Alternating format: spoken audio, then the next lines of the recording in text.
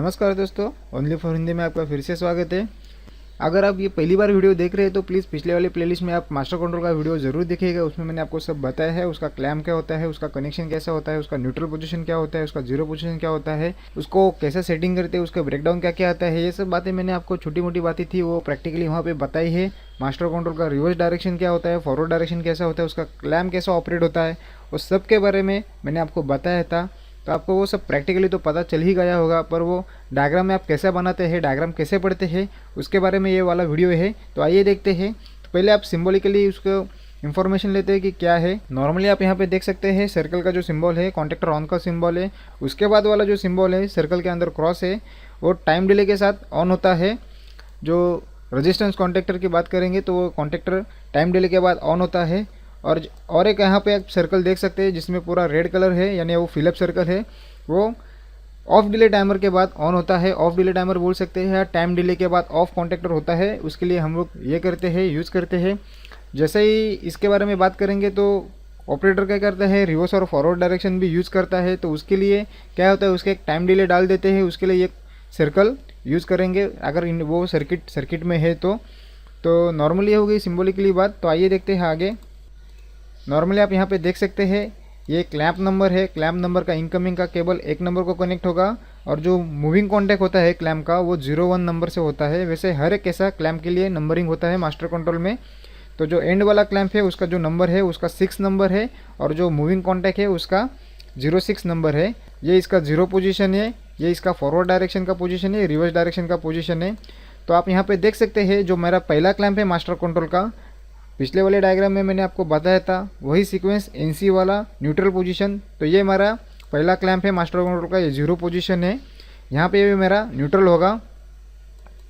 जो दूसरा क्लैंप है 2 नंबर का क्लैंप, उसके लिए मैंने यहाँ पे ये फर्स्ट स्टेप मेरा एनसी है और ये एंड तक एनसी ही रहेगा जब तक मेरा मास्टर कंट्रोल का first second third fourth reverse direction में मास्टर कंट्रोल पूरा लगाऊंगा तब भी ये मेरा पॉइंट एनसी ही रहेगा। इसीलिए मैंने यहाँ पे वो पूरा सर्कल यहाँ पे दिखाया है। तो इसका मतलब ये होता है कि आपका जो फर्स्ट स्टेप पे कॉन्टेक्टर पिकअप है वो एंड तक पिकअप रहेगा। ये डायरेक्शन कॉन्टेक्टर पिकअप होगा, ये एंड तक अपने को पिकअप चाहिए। अगर ये बीच में कहीं छूट जाएगा यहाँ पे तो वो क्या हो जाएगा कि आपका मास्टर कंट्रोल डिफेक्टिव है। मास्टर कंट्रोल का आपका क्लैंप एडजस्ट करना पड़ेगा, जो रोलर होगा वो रोलर एडजस्ट करना पड़ेगा। ये छोटे मोटे प्रॉब्लम्स होते हैं, तो ये डायग्राम में आपको देख के पता चल जाता है। तो 3 नंबर के क्लैंप के बारे में देखते हैं। तो 3 नंबर का क्लैंप था वो फॉरवर्ड डायरेक्शन का था। आप यहाँ पे देख सकते हैं फॉरवर्ड डायरेक्शन का क्लैंप है। ये इसके फर्स्ट नंबर के स्टेप पे पिकअप हो गया और वो 4 नंबर के स्टेप पे यानी 4 स्टेप तक यहाँ तक वो पिकअप रहेगा। वो एनसी ही रहेगा, वो छूटेगा नहीं, एनो नहीं होगा जब तक वो जीरो नहीं होता तब तक। तो आइए अभी डायरेक्शन कॉन्टेक्टर हो गया हमारा।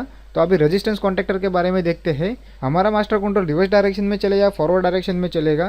तो हमारा जो क्लैंप है वो 4 नंबर का ही क्लैंप ऑपरेट होगा, यानी ये वाला ही क्लैंप ऑपरेट होगा। तो यहाँ पे मैंने आपको दिखाया है ये सेकेंड नंबर पे मेरा ये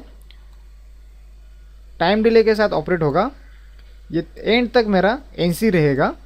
और मैंने फॉरवर्ड डायरेक्शन में भी बताया है ये सेकंड नंबर का क्लैंप है, सेकंड नंबर के स्टेप पे 4th नंबर का क्लैंप, ये 4th स्टेप तक एनसी रहेगा। तो ये हो गई 4th क्लैंप की बात। तो आइए देखते हैं 5 नंबर की क्लैंप की बात करते हैं। तो यहाँ पे क्या होगा, आपका जैसे मास्टर कंट्रोल में 3rd स्टेप डालेंगे आप फॉरवर्ड डायरेक्शन या रिवर्स डायरेक्शन में, तो कुछ सेकंड के बाद आपका रेजिस्टेंस कॉन्टेक्टर पिकअप होगा क्योंकि ये टाइम डिले के साथ पिकअप हो रहा है। तो यहाँ पे क्या हो जाएगा, जैसे आपका ये कॉन्टेक्टर पिकअप हो जाएगा, ये कॉन्टेक्टर आपका 5th नंबर का स्टेप भी आप लगाएंगे तब भी ये पिकअप ही होगा, ये कॉन्टेक्टर छूटेगा नहीं। ये डायरेक्शन में भी सेम होगा। लास्ट वाला क्या हो जाएगा, जो 6 नंबर का आखिरी क्लैंप है, आपका मास्टर कंट्रोल रिवर्स जाने दे या फॉरवर्ड जाने दे, वो 4th नंबर का स्टेप पिकअप करेगा और ये भी स्टेप पिकअप करेगा। आप कौन से डायरेक्शन में लगा रहे हैं उसके ऊपर डिपेंड करता है। फॉरवर्ड में लगाएंगे तो ये वाला स्टेप पिकअप होगा। आपका ये भी कॉन्टेक्टर का 3rd का स्टेप भी पिकअप है, ये भी कॉन्टेक्टर का 3rd का स्टेप पिकअप, 2nd का कॉन्टेक्टर पिकअप है आपका। और जो मास्टर कंट्रोल का डायरेक्शन कॉन्टेक्टर है ये भी 4th स्टेप तक पिकअप है। ये वाला जो आपको लास्ट वाला कॉलम दिखाई दे रहा है वो आपको कौन से कॉन्टेक्टर पिकअप है वो आपको दिखाई देते हैं। यहाँ पे आपका ये डायरेक्शन कॉन्टेक्टर पिकअप है। जब तक आपका मास्टर कंट्रोल 4th स्टेप में आ जाएगा तो आपको ये पता चल जाएगा कि ये आपका 4th स्टेप का कॉन्टेक्टर लॉजिक है रेजिस्टेंस कॉन्टेक्टर का। वो पिकअप होने के बाद भी आपका ये डायरेक्शन कॉन्टैक्टर तो रहेगा ही, सेकंड नंबर का भी स्टेप का कॉन्टैक्टर रहेगा, थर्ड नंबर का भी रहेगा, फोर्थ नंबर का भी रहेगा। जो थर्ड नंबर की स्टेप है यहाँ पे आपको क्या दिखाई देगा, ये डायरेक्शन कॉन्टैक्टर लगेगा, फर्स्ट कॉन्टैक्टर रेजिस्टेंस का लगेगा, सेकंड वाला ये सर्किट में रहेगा, ये फोर्थ वाला नहीं लगेगा। और जो थर्ड नंबर की सेकंड नंबर की स्टेप लगेगी वहाँ पे आपका डायरेक्शन रहेगा और सेकंड नंबर का कॉन्टैक्टर रहेगा रेजिस्टेंस का। तो इस तरीके से इसका सीक्वेंस होता है। तो और एक अभी डायग्राम में और एक रहता है, डायग्राम में ऐसे भी दिया रहता है। तो यहाँ पे भी आपको मैं बता देता हूँ, जो क्लैम्प का मेरा नंबरिंग था, 1 नंबर का क्लैम्प था, ये आप देख सकते हैं 1 से लेके 0 तक, 2 से लेके 02 तक, 3 से लेके 03 तक, ये मेरा क्लैम्प का नंबर है। यहाँ तक 0 से लेके 6 तक, 06 तक ये क्लैम्प का मेरा नंबर है। यहाँ पे मेरा ये स्टेप का नंबर है, 0 से 0 मेरा न्यूट्रल पोजीशन है, ये फॉरवर्ड डायरेक्शन है, ये रिवर्स डायरेक्शन है। तो ये फॉरवर्ड डायरेक्शन हो गया यहाँ पे और ये यहाँ पे रिवर्स डायरेक्शन हो गया। तो जो मेरा फर्स्ट स्टेप है रिवर्स डायरेक्शन का, तो आप यहाँ पे देख सकते हैं ये मास्टर कंट्रोल मैंने ऐसा दिखाया है, ये ब्लैक यानी ये पूरा इंसी है, एंड तक ये पूरा इंसी रहेगा।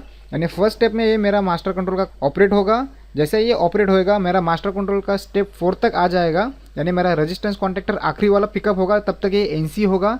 पिछले वाले डायग्राम में आपको पता मैंने सब बताए हैं, वही सीक्वेंस है यहाँ पे ऐसा दिखाई देता है। जो थर्ड नंबर का जो क्लैम्प है आप यहाँ पे ये देख सकते हैं, थर्ड नंबर का क्लैम्प, वहाँ पे भी ये क्या हो गया, ये फॉरवर्ड का डायरेक्शन कॉन्टैक्टर है, फॉरवर्ड कॉन्टैक्टर का डायरेक्शन वाला कॉन्टैक्टर है। ये फर्स्ट स्टेप से एनसी हो जाएगा और आखिरी तक ये एनसी होगा, ये बीच में कभी ओपन नहीं होगा। अगर ओपन होते तो आपका रोलर का प्रॉब्लम है, क्लैम्प का प्रॉब्लम है, ये ओपन नहीं होना चाहिए। तो ये दोनों आपके जो है वो डायरेक्शन कॉन्टैक्टर हो गए। अभी बात करते हैं रेजिस्टेंस कॉन्टैक्टर की। जो 4th नंबर की क्लैम्प थी, ये डायग्राम मैंने पिछले वाले डायग्राम से मैच करके बनाई है। अगर आपको थोड़ा बहुत डाउट लगता रहेगा, दोनों डायग्राम सामने सामने रखिए, आपको डाउट क्लियर हो जाएगा। बहुत ही आसान सी बात है, इसमें कुछ हार्ड वाली बात नहीं है। 4th नंबर की क्लैम्प है, आप यहाँ पे देख सकते हैं 4th नंबर की क्लैम्प है, जहाँ पे मेरा ये सेकंड स्टेप पे मेरा ये रेजिस्टेंस कॉन्टैक्टर पिकअप होगा और ये वाला 4th स्टेप तक मेरा एनसी होगा, यानी 4th स्टेप तक ये मेरा पिकअप होगा। और इस वाले कंडीशन में क्या होगा, सेकेंड वाला जो कॉन्टैक्टर है रेजिस्टेंस कॉन्टैक्टर वो पिकअप होगा और आखिरी एंड तक वो 4th स्टेप तक पिकअप होगा। सेम सीक्वेंस यहाँ पे लागू हो जाएगा, सभी का इसका ही प्रिंसिपल है। तो ये हो गया बहुत आसान सी बात। आपको अभी पता चल ही गया होगा कि मास्टर कंट्रोल का वीडियो कैसे पढ़ते हैं, कैसे डायग्राम निकालते हैं। अगर ये वाला वीडियो आपको अच्छा लगे तो लाइक और शेयर जरूर कीजिएगा, सब्सक्राइब बटन पर क्लिक करना ना भूलिएगा, इससे मुझे बहुत सारा सपोर्ट मिलेगा। वीडियो देखने के लिए आपको बहुत बहुत शुक्रिया।